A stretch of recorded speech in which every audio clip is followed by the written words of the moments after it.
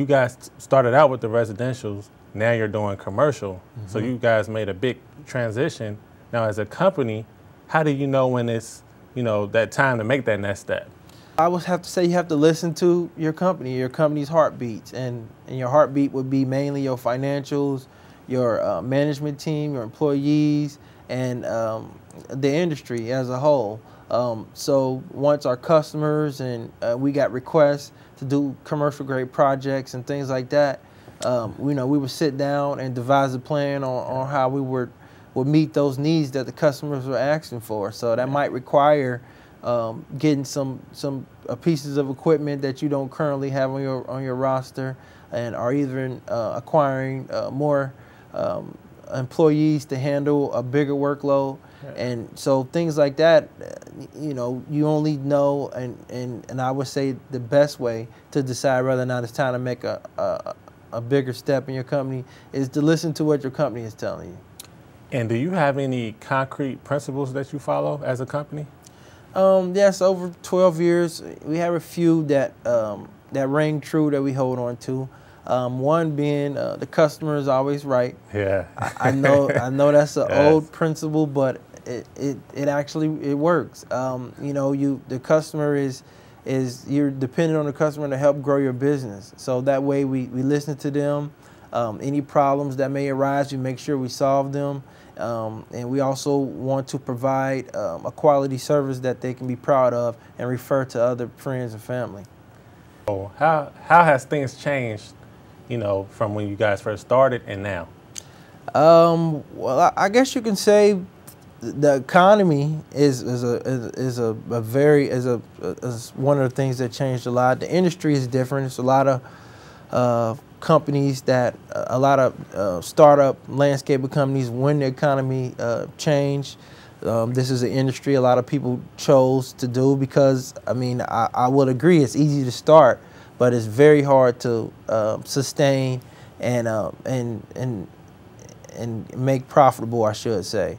So with that being said, with the startup companies, in some cases they come in and they don't necessarily know how to price jobs, and they might actually underbid some of your present customers, but they don't provide the quality of work, and they're not long-standing. Sometimes they're in the business for a year or two, and then they're done. And a lot of those same customers come back and explain this story to us, which is how I know how the cycle goes.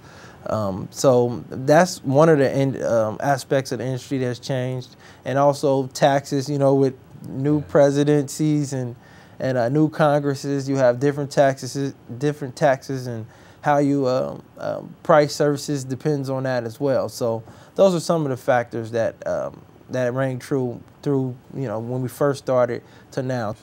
So, did you experience any financial hardships at the beginning of starting the company, and if so, how did you overcome it?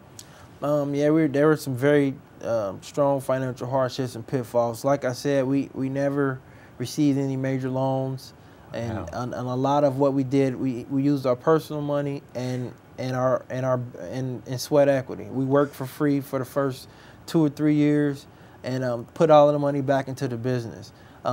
So that was how we overcame some of the financial hardships. And like I said, you just have to make sure that every dollar that you put into your company is producing.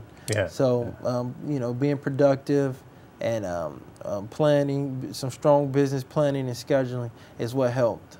And what are some of the pros or cons of being a business owner? Pros is your earning potential has no ceiling. Depending on how much effort and work you put into it, you can better yourself financially as much as you would like.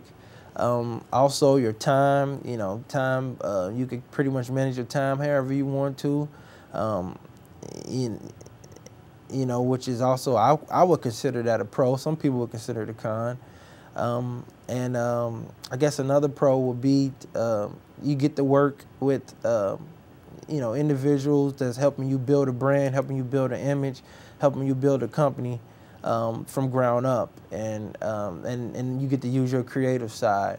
So those are some of the pros. Now, some of the cons is There's no steady paycheck. You know, if you don't want to get up and go to work, you don't have to, but you won't get paid either. So what are some of the pros and cons of having co-owners? Some of the pros of having co-owners is you have, in my case, 3 other college graduates that I could bounce ideas off of. You know, the industries that my brothers have degrees in range from engineering to construction management, so that was very vital in landscaping as far as like designing hardscapes, water fountains and retaining walls and patio pavers and things like that. And also with time management and working with subcontractors to get projects done.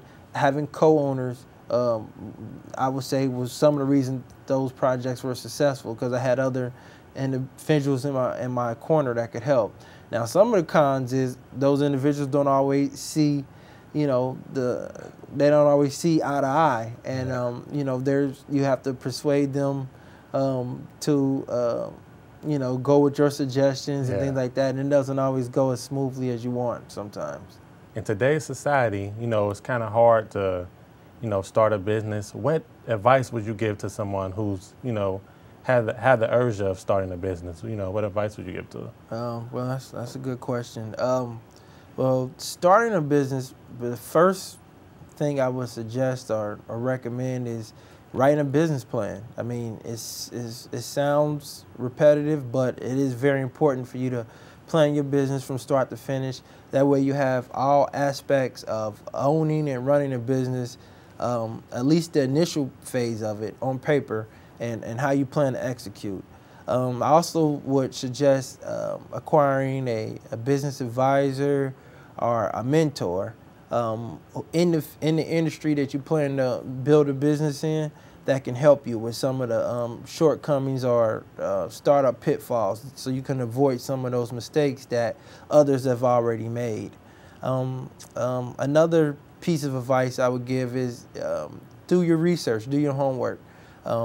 Whatever business or whatever field you plan on going into, I'm sure there's ample amount of information on the internet or you know, in the library and things like that can give you some insight on how to better approach starting a business and ultimately being successful in the industry. Okay, James, it was a pleasure to have you here today and for you to share some of your knowledge with everyone and provide everyone with knowledge on your knowledge on running a business company. Thanks for having me. Okay, thank you. Appreciate it. And thank you for watching.